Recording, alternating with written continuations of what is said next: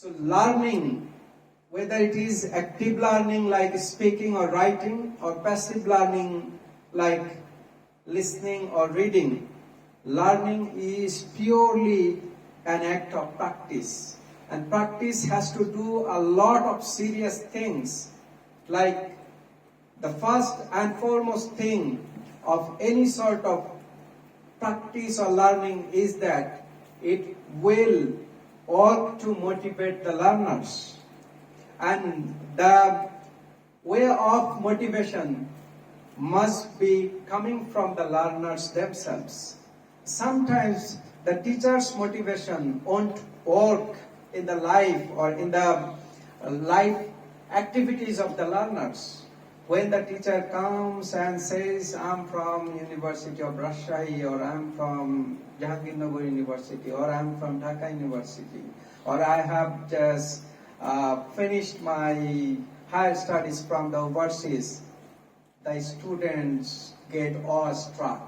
I mean, they get immediately shaken. So this layer of difference comes on the intellectual level. From the very first class, the students learn to discriminate between someone higher and between someone lower, right? But these sort of settings or these sort of practice-oriented activities or places like i+1 or anything more which are happening in our university are really amazing, I must say. This might be a university which is just controversies and debates and disagreements. But what I find something really promising and amazing with this university is that it is socially very exposed, and it has some brilliant endeavors, and in almost every case the students are the leaders of all of these clubs or organizations. I congratulate my colleague Jubair Al Mahmood. We joined together. I mean, there was 2 days difference in terms of our joining. So from our joining date, we were together and we were doing a lot of stuffs, and all of those stuffs were pro learners. So these clubs, when it is run by someone like Jubair Al Mahmood, who is purely a pro-learner teacher, so I have just found him to be actively engaged in his pro-learning activities, and he believes in the fact that students should be some autonomous individuals. And his club has certainly contributed a lot to this culture of student autonomy. A lot of our students have proved their accomplishments and excellence and very well proven performances, not only in their job sector, rather in their personal life. So they have contributed to motivating a lot of learners. They have been able to be an agent of motivation for a lot of the people, and the first year students predominate this classroom in terms of quantity. This is what I find really good, because this club is successful just with this fact.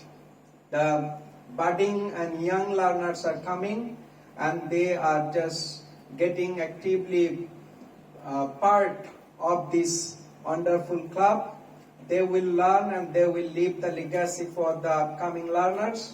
We are having another first year, and as the temporary head of this department, I always keep my heart, hand, head, and door, of course, open to patronize these sort of clubs and activities, not only with my words, rather with my efforts, with with whatever little and humble area of patronization this department has, and of course when it is led by someone like you, it will see some brilliant success. Again, all the departing stakeholders of this club, I welcome the new faces, and I encourage you to be here, and I urge all the old members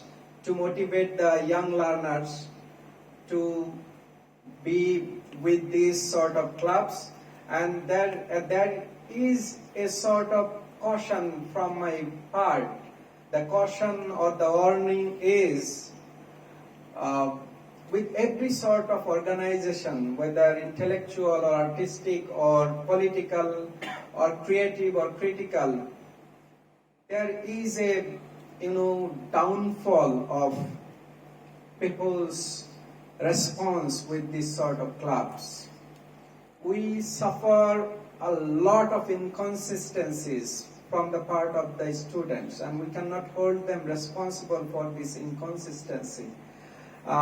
We start with a very, very high-sounding and very proactive sort of effort and flavor and promise, but as the days go by, we become lethargic, slow, and we need to be always energized and activated, and every time the activator is the teacher, right? So you are just falling short of your vision and promise and sincerity and dedication.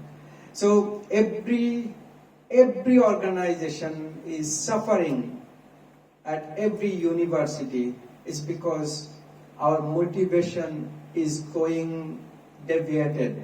Our motivation is being driven by some alternative forces. So tuition is important, but what you will teach, right? Every time I cut joke on the face of my learners, you are just doing harm to the students of Gopalganj, because it's a very ironical fact, because when we are checking you or when we are assessing you, we are making bitter remarks about your ability of competency, ability of accuracy in English. You cannot speak correctly or you cannot write correctly.